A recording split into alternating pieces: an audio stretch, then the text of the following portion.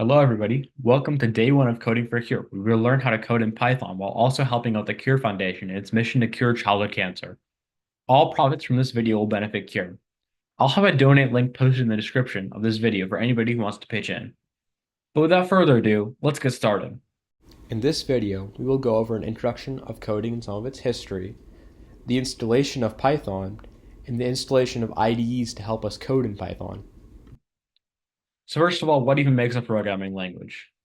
Programming languages usually have a couple of elements in common. First is a dictionary, which is a collection of words, symbols, or keywords that the programming language understands.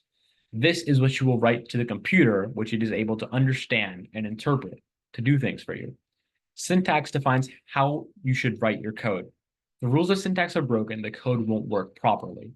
Sequence is the order in which a program runs instructions. In most coding languages, it usually goes from top to bottom of what you've written in the code document.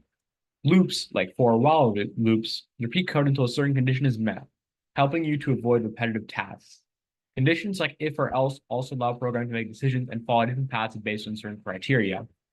Functions are reusable pieces of code, much like libraries, which you can use to help speed up your coding process and not have to write repetitive tasks over and over and over again.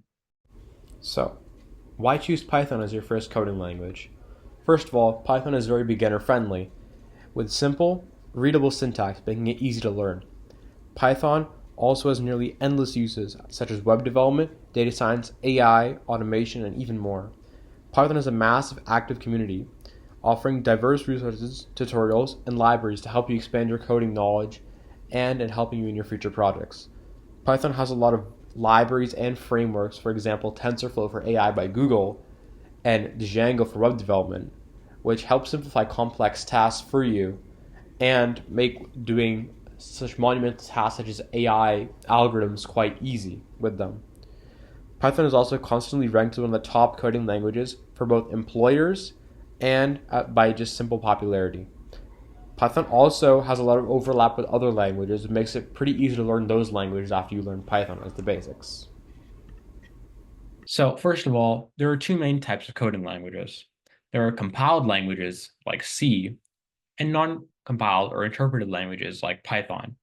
Compiled languages have to convert their code, aka the code that you've written out, into machine code before execution. They do have faster execution times once the code is compiled.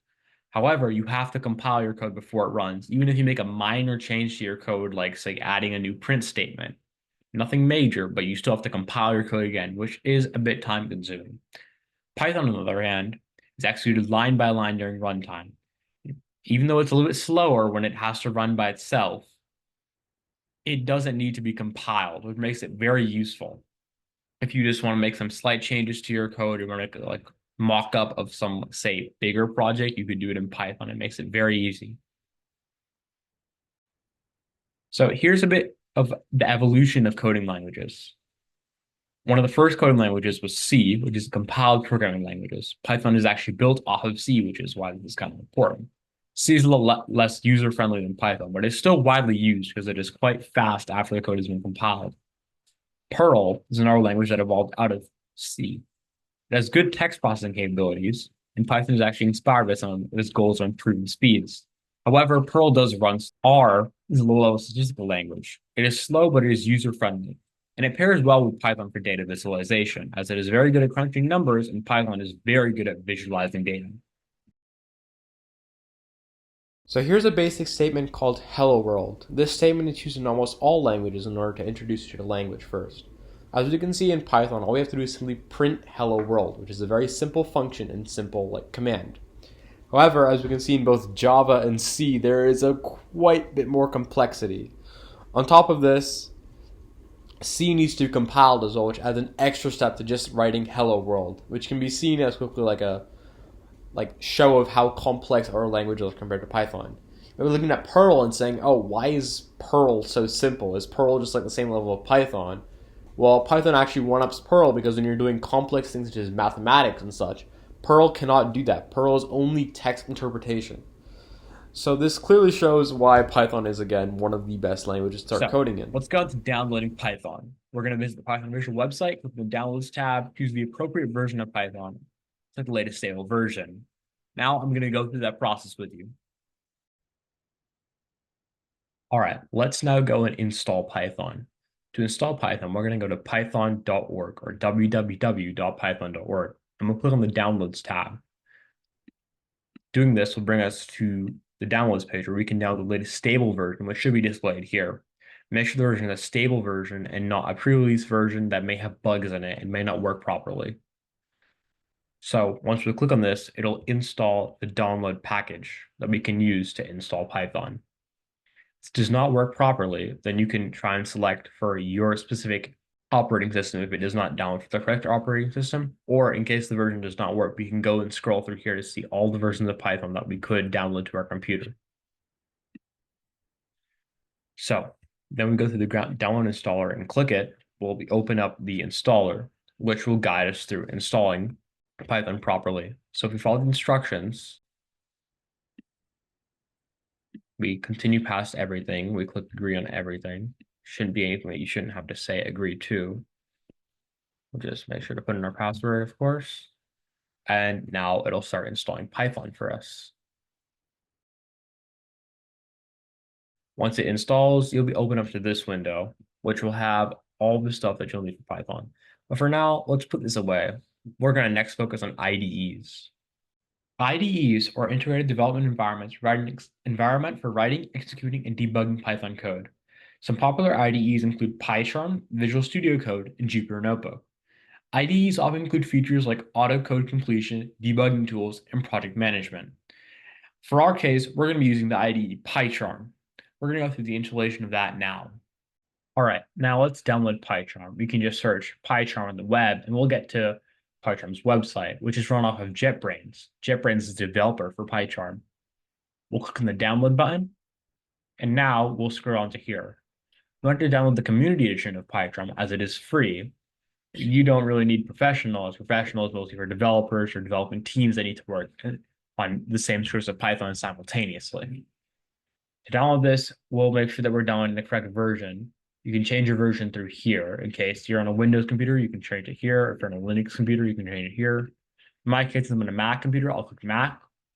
Make sure I'm choosing the correct version for my Mac. In my case, I'm running on an Intel Mac, so I click the Intel. If it were to happen to be an M1 or M2 chip Mac, I would click Apple Silicon. And then I'll download this version.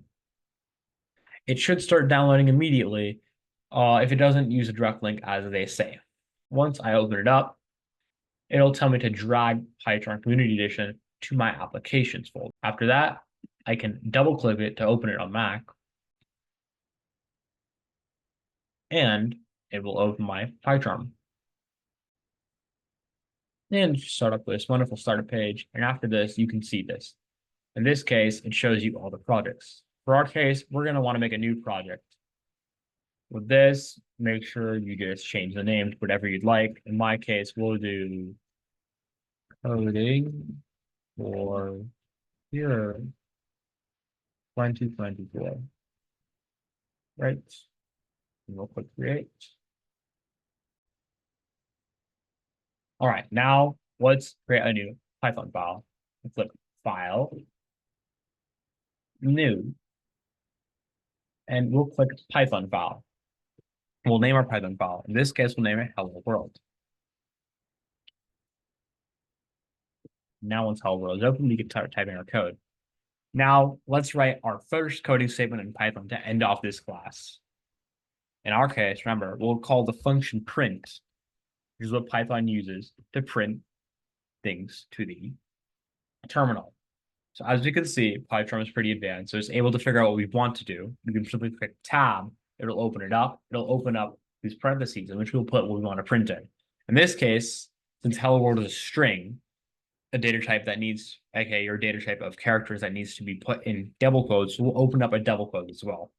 And then we can write hello world. And once we click run, make sure that it is on the current file which you're on. Congratulations, you've run your first piece of code. That's all for this video. Thank you so much for watching, and I'll see you all next week.